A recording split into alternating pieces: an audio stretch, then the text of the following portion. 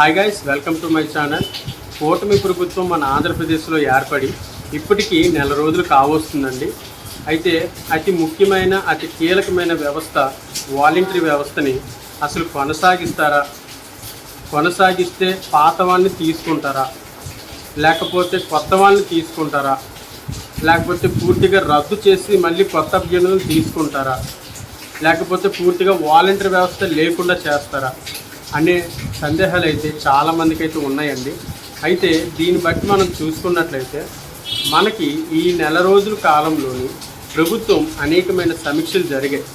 అసలు వాలంటరీ వ్యవస్థను కొనసాగించాలనే ప్రతిపాదనకు వస్తే చాలామంది వాలంటరీ వ్యవస్థను కొనసాగించాలి అని ప్రతిపాదన అయితే చేయడం జరిగింది. అదేవిధంగా మరి వాలంటరీ వ్యవస్థకి ఒక నిర్ణీతమైన విద్యా అర్హత అనేది ఉండాలి. వాళ్ళకి మూడేళ్ల పాటు వ్యవధి ఉండాలి. దాంతోపాటు నైపుణ్య అభివృద్ధి కూడా ఇవ్వాలి. ఇలాగ అనేకమైన కొత్త విధి విధానాలు అనేది తీసుకుని రావడానికైతే ప్రభుత్వం అయితే ప్రయత్నిస్తుంది. అయితే సమీక్షలు ఫలించినట్టే. ఈ సమీక్షలు ఫలించడంతో అయితే వాలంటరీ వ్యవస్థ ఖచ్చితంగా అయితే ఉంటుంది. కాకపోతే దానికి ఒక చిన్నపాటి కొద్ది విధి విధానాలు మార్పు చేయడం అయితే జరిగింది. అదే ఈరోజు మీ ముందుకు నేను చేస్తున్నాను. కాబట్టి గాయ్స్, మీరు ఎవరైతే వీడియోని స్కిప్ చేయకండి, దయచేసి చివరిదాకా చూడండి. వీడియో మీకు నచ్చినట్లయితే ఖచ్చితంగా లైక్ చేసి సబ్స్క్రైబ్ చేయండి. వీలుంటే షేర్ చేయండి, లేకపోతే లేదు, ఓకే, నో ప్రాబ్లం. లైక్ అయితే ఖచ్చితంగా చేయండి. అలాగే నెక్స్ట్ చూసుకున్నట్లయితే వాలంటరీ వ్యవస్థకి ఒక నిర్ణీతమైన విద్యా అర్హత ఉండాలి. గతంలో 10th ఇస్తూ గతంలో ఇంటర్ ఇస్తూ దాని తర్వాత 10th ఇస్తూ తర్వాత వాలంటరీ వ్యవస్థలోని కేవలం కార్యకర్తలని దించడం అనేది జరిగింది. అది వేరే విషయం, గతించిన విషయం. అయితే వాలంటరీ వ్యవస్థకి ఒక నిర్ణీతమైన విద్యా అర్హత ఉండాలి అని అయితే ప్రతిపాదనలు రావడం జరిగింది. ఆ నిర్ణీత విద్యా అర్హత అనేది ఖచ్చితంగా డిగ్రీ అయి ఉండాలి. ఒక నిర్ణీత విద్యా అర్హత కలిగి ఉండాలి అని అయితే ఇవ్వడం జరుగుతుంది.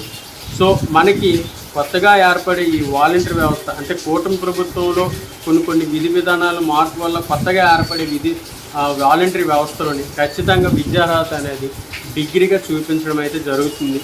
నెక్స్ట్ అదేవిధంగా ఒక రెండో పాయింట్ ఏంటంటే, మరి ఈ వాలంటరీ వ్యవస్థని పెట్టిన ఒక అభ్యర్థి జీవితకాలం కొనసాగే అవకాశం ఇప్పుడున్న కూటమి ప్రభుత్వంలో ఏర్పడే వాలంటరీ వ్యవస్థలో లేనే లేదు. ఖచ్చితంగా వీళ్ళకి 3 సంవత్సరాల కాల పరిమితి అనేది ఉంటుంది. ఈ 3 సంవత్సరాల తర్వాత వాళ్ళైతే ఈ వాలంటరీ ఉద్యోగాన్ని వదులుకోవాల్సి వస్తుంది అని అయితే ఇవ్వడం జరిగింది.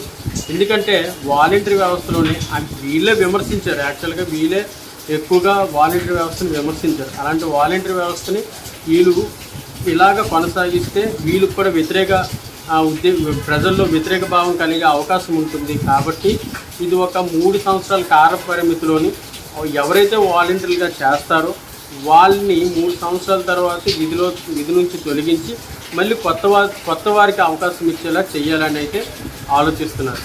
అయితే ఈ గ్రామంలోనే 3 సంవత్సరాల తర్వాత వాడుకుని వదిలేస్తున్నారు అనే వ్యతిరేక భావం కలగకుండా ప్రతి ఒక్కరికి వాలంటరీగా ఎవరైతే జాయిన్ అయ్యి వాలంటరీ వ్యవస్థలో ఎవరైతే ఉన్నారో కాలపరిమితి అయిపోయిన తర్వాత ఎవరైతే బయటకు వస్తారో వాళ్ళకి స్కిల్ డెవలప్మెంట్ అంటే నైపుణ్య అభివృద్ధి, వాళ్ళకి ఏ రంగంలో అవగాహన ఉందో, ఏ రంగంలో ఉత్తీర్ణత ఉందో అవి స్కిల్ డెవలప్మెంట్ చేసి వాళ్ళకి ఒక శాశ్వత జీవనోపాధిని కలిగించి వాళ్ళనైతే పంపించడం జరుగుతుంది.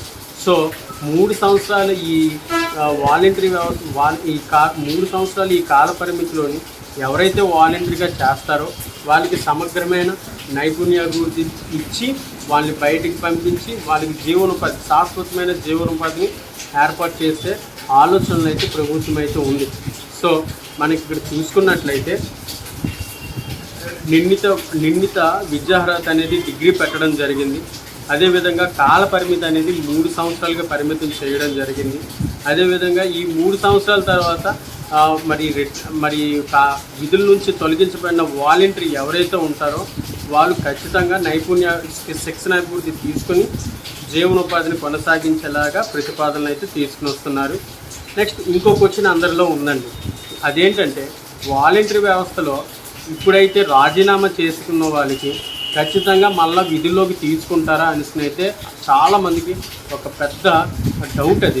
అది పెద్ద ఒక సందేహంలా మిగిలిపోతుంది. దానికైతే వీళ్ళు ఎటువంటి ఇది ఇవ్వలేదు. కానీ ఒకటి మనం అనుకోవడం, యాక్చువల్గా వాళ్ళైతే ఏమనుకుంటున్నారంటే ఎవరైతే ఈ ఎన్నికల సమయంలో వాలంటీర్లోకి రాజీనామా చేసుకుని వైసీపీ తరఫున ఎవరైతే కార్యకలాపాలు చేశారో వాళ్ళకైతే కొనసాగించే అవకాశమే లేదు అనుకుని క్రిస్టల్ క్లియర్గా అయితే చెప్పడం జరుగుతుంది. సో ఎవరైతే వాలంటరీ సమయంలో రిజైన్ చేసి మరి వైసీపీలో తిరిగి ఉన్నారని, వైసీపీ కార్యకలాపాలకి చేదోడు వాదోడుగా ఉన్నారని వాళ్ళ మనసుల్లో వాళ్ళకున్న ఆలోచనలో ఉంది కాబట్టి వాళ్ళని మళ్ళా మన విధుల్లోకి తీసుకున్నట్లయితే మనకి నష్టం కలుగుతుంది అనుకుని వాళ్ళ ఉద్దేశంతో వాళ్ళైతే ఎవరైతే రాజీనామా చేశారో వాళ్ళని మరలా వాలంటీర్లోకి తీసుకోవడం జరగదు. అయితే కొత్తగా ప్రవేశపెడుతున్న ఈ నోటిఫికేషన్లో వాళ్ళు పోటీ చేసే అవకాశం ఉందా అని చాలామంది క్వశ్చన్ అయితే ఉంది. ఇప్పుడు అది రాజీనామా చేసినా పోటీ చేసే అవకాశం అయితే ఉంది. కాకపోతే వాళ్ళని మరి అధికారులు గుర్తించినట్లయితే వాళ్ళకి ఇచ్చే అవకాశం లేదు. సో అది ఎట్టి పరిస్థితుల్లోనే వాళ్ళనైతే మళ్ళీ తీసుకునే అవకాశం అయితే 100కి 90% లేదనే చెప్పాలి. నెక్స్ట్ ఇంకా చూసుకున్నట్లయితే మనకి వాలంటరీ వ్యవస్థ అనేది ఒక కొలిక్కి వచ్చిందనేస్తే మనం నమ్మాలి. మరి త్వరలో మరి ఈ నోటిఫికేషన్ రాబోతుంది కాబట్టి అయితే గతంలో ఉన్న మాదిరిగా మరి ఒక వార్డులోని ఒక 15 మంది 10 మంది వాలంటీర్ లాగా ఉండరు. ఎందుకంటే 10,000 రూపాయలు జీతం పెంచుకున్నారు కాబట్టి ఖచ్చితంగా వాళ్ళకి పని భారం కూడా పెరుగుతుంది. మండల స్థాయిలో వాళ్ళు ప్రతిరోజు కార్యకలాపాలు చేయాలి కాబట్టి 10,000 పెరుగుతుందనే సంబరం కాదు, కానీ ఖచ్చితంగా పని ఒత్తిడి పని భారం కూడా అంతే స్థాయిలో వారి మీద ఉంటుందని గమనించుకోవాలి. ఖచ్చితంగా 2 లక్షలు పైగా ఉన్న ఈ వాలంటీర్ని దాదాపు 1,00,000కి చేసి, అంటే దాదాపు మెర్జీ చేస్తారు, సగానికి 50% మెర్జీ చేస్తున్నారు. కాబట్టి ఖచ్చితంగా ఇప్పుడు ఏర్పడుతున్న ఈ వాలంటరీ వ్యవస్థలో ఖచ్చితంగా పని ఒత్తిడి పని భారం ఖచ్చితంగా ఉంటుంది. సో ఇది గమనించండి. అవకాశం ఉన్న వాళ్ళు ఖచ్చితంగా మరి జాబ్ సంపాదించాలని అయితే నేను కోరుకుంటున్నాను. ఏదేమైనా మనం నోటిఫికేషన్ వచ్చినంత వరకు వేచి చూడాల్సిన అవసరం అయితే చాలా మటుకు ఉంది. So guys, all the best, God bless you, జై హింద్.